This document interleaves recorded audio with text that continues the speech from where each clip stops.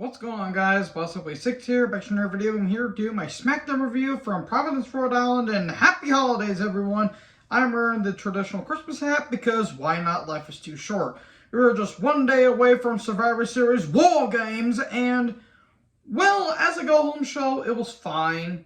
They're certainly setting up the War Games matches, and return that was on delay because, well, there was a college football game that was happening on FS1, and this Smackdown got delayed by like 15 minutes. So, yeah, it's not really WWE's fault. It's just the timing issues. But, yeah, as a build-up, as a final show, it was fine for what it is. I would say it was better than Raw's, at least. So, anyways, Damage Control, Rhea, and Cross are in the ring, and they say they're ready to go to war. And here's Bianca, Asuka, Mia Yim, and Alexa Bliss. They come down. They're like, we have found our partner, and here she is. Becky is back. Yay! Becky Lynch is back after having her shoulder separated at SummerSlam. And, okay, she's back, and damn does she look good. She looks great. And then we have Cat Fight! Cat Fight! And there you go. They just have a brawl, and then Rhea and Becky stare down, and we'll see you this Sunday for the Royal Rumble. Wait a minute. Oh, that was the only opening segment? Oh, well. So, yeah. Okay, that's cool. I kind of had a suspicion that Becky would have returned, though mine would have been a little bit, like, more continuity. But at the same time, Damage Control did show up at the end of Becky and Bianca's match, so it makes sense in some way. Then the Brutes come down. And then we recap the women brawling. And then Pete Dunne with Sheamus took on Ridge Holland. And Sheamus took on Santos Escobar with Legado Fantasma. Semi-final World Cup, Zelina joins commentary. The hat that Selena was wearing was taller than she is. Seriously, the height difference between those three is astounding. It's hilarious at this point. Match was fine. Dunne does his typical shtick, and Sheamus and the Bloodline, Owens and Drew are brawling backstage. A lot of brawling tonight here on the show. And then Dunne sends Sheamus and Reg to go help. Vega distracts, and then Legado Fantasma interferes. This got a little messy, and then Escobar wins with the Phantom Driver, and there you go. He's going to the finals. He's either going to take it on Braun or Ricochet. So we get a recap of the night and Bray last week. Bray comes down, and he says, are you ready to see the monster? Are you guys ready for a show? And he talks about all his demons and all this stuff. And look, I'm glad Bray is back. He looks like he's in a very, very good place in mind. But I don't know, guys. Just this stuff. After the whole Fiend stuff, I kind of just tuned out of Bray's character, in all honesty. But just don't put him in a title picture. That's all. Just do not put him in a title picture, because if you do, you're automatically going to devalue the Bray Wyatt character, because, in all honesty, he doesn't really need a championship. So, he talks about what LA Knight did, and LA Knight basically paid for it. Knight is backstage, and he calls Bray a piece of trash and all that stuff, and then Uncle Howdy and all that stuff. He took the mask off, and it's Bo Dallas under a mask, basically. And there was like a number, and it says apparently that if you call a therapist, and Bray is a danger to himself and others. Okay, so is he a homicidal maniac? I guess. Okay. So, anyways, Knight's backstage. He calls Bray a piece of trash, and he says, "I'm walking on crutches. I have an arm sling because of what Bray did to me." And there you go. More on Knight here in a little bit. Hit Row took on Viking Raiders. No, the Las Vegas Raiders are better than this, and the Las Vegas Raiders are doing ass this year. Just ask Josh McDaniel. Raiders won. They have Valhalla in their corner. It's Sarah Logan. Am I supposed to care? Remember when War Machine was cool? Yeah, I did too. So we get footage of Dominic and Rhea attacking Ray at his home. Okay. Apparently the Mysterios did not have a good Thanksgiving dinner. So Ricochet comes down, and then we cut to backstage to where Knight is crushed underneath some cases. Okay, then.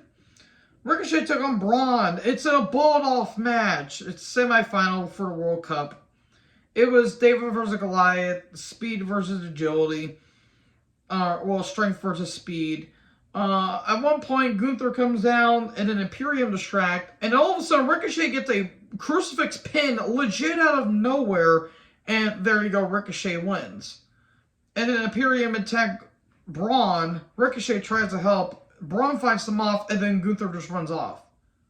Why are they having Gunther run away from Braun? You're making Gunther look weak. Don't do that. You're making Gunther look inefficient.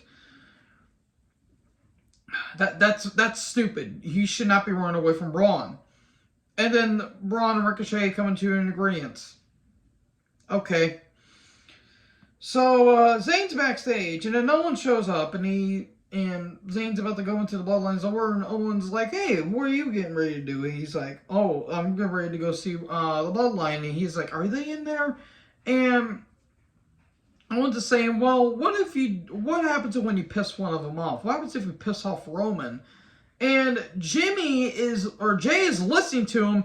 They're literally 2 inches away from the door, and the door's open a little bit, and Jay can literally hear them right there. This kind of stuff is stupid, in all honesty, because wouldn't no one just look at the door, like kind of look to the left, see like if anyone can hear us, and say, "Hey, is that door opening right there?" And then you have the Bloodline attack him or something like that. But he basically says, "I hope you do the right thing this Sunday," basically. And then Jay was like, "Who were you just talking to?" He's like, I tried texting Jimmy and all that stuff. And what were you trying to do? And he's like, "No, I'm here. I'm literally talking to you right now." See, this stuff is stupid because it makes everyone look dumb. It's been a trick they've been doing for years. So then, we got a recap of Becky returning. Then Becky's backstage, and Kayla Braxton, my goodness. And Becky says she's glad to be back. She's ready to go to war. And she said that she's going to make sure everyone regrets their existence. Okay, then. That's a bit dark. War Games video package. I would like to say the addition of War Pigs as a theme song, brilliant choice. Although I feel like that song's going to get ruined because they've been overplaying it as hell. But it's still a classic Sabbath song, so I'm not going to deny it. So Shotzi, Raquel, Ronda, and Shayna are backstage. They're having a skirmish. And they're targeting Raquel, and Raquel's arm gets attacked. Okay. Then Ronda and Baszler come down. What in the blue Cookie Monster hell is Ronda's makeup? That is atrocious. That was abysmal. Stop. No, don't do this anymore. And Ronda is so uninteresting at this point. Baszler's basically damaged goods, which sucks because I really like Baszler. They took on Shotzi. It was supposed to be Shotzi and Raquel, but Raquel got taken out. It was a 2-on-1 match for a little bit. Raquel comes down. She tried to make a comeback. And armbar, there you go. Ronda and Baszler win.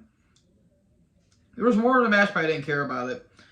Then Kayla's backstage by the trainer's room, and then Shotzi comes out the door, and she says, "Well, thanks to Ronda and Baszler, Raquel has a separated shoulder and a broken arm."